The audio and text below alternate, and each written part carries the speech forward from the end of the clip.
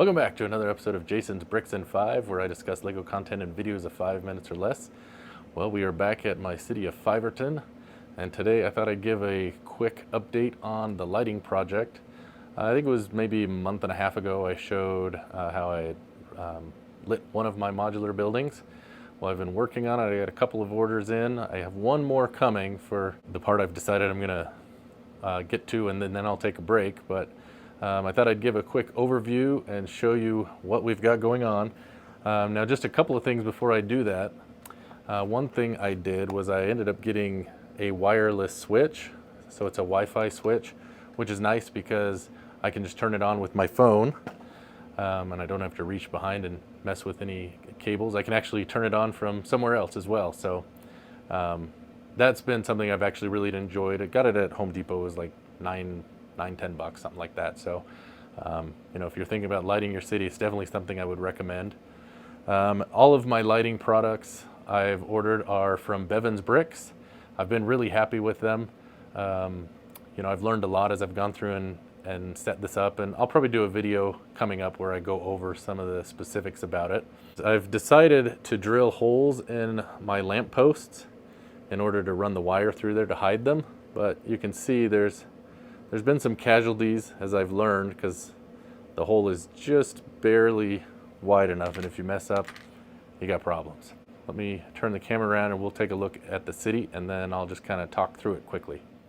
All right, so here we are. This is the section I've been working on, the lighting. We're gonna go ahead and turn on the lights in 3, 2, 1, and there they are. So these buildings are the ones I'm gonna focus on lighting first. I've got a little bit of the Jazz Club back there to do, and then the Daily Bugle, and then I'll probably take a break for a little bit. So here we are, starting at the end of the street. You can see we have the police station. I'll get around the other side so you can see the sign lit up.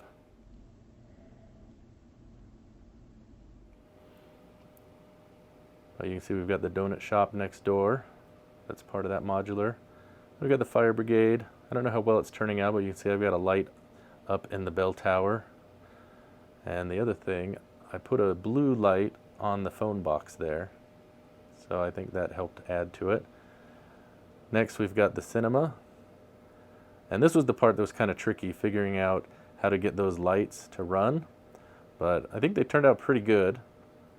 And I'm probably going to change the second level. That's where the movie is being shown, of course. And I have a blinking light, but I have an idea to change that. So that'll probably update. But then we'll come around the corner here.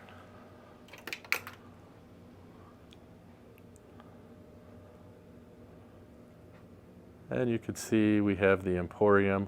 We actually have all 3 lights on the billboard lit up.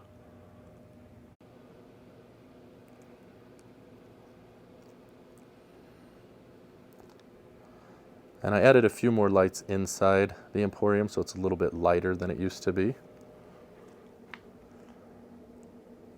And then here's the Jazz Club. This is the one that's still in progress. I didn't have quite enough lights, but I really do like the way that stained glass pops with the lighting.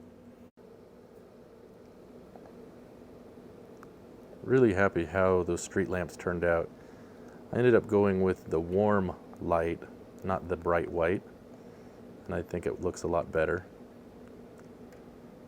So you can just see how much more life the light gives the city.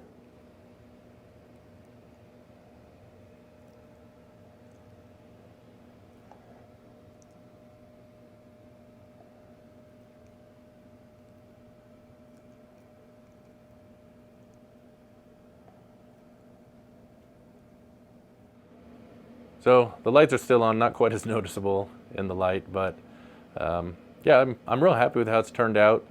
If it's something you're thinking about doing, it does take time and, a little bit of patience, and like everything else with Lego money, of course, but I've been real happy with the products. I would really recommend them.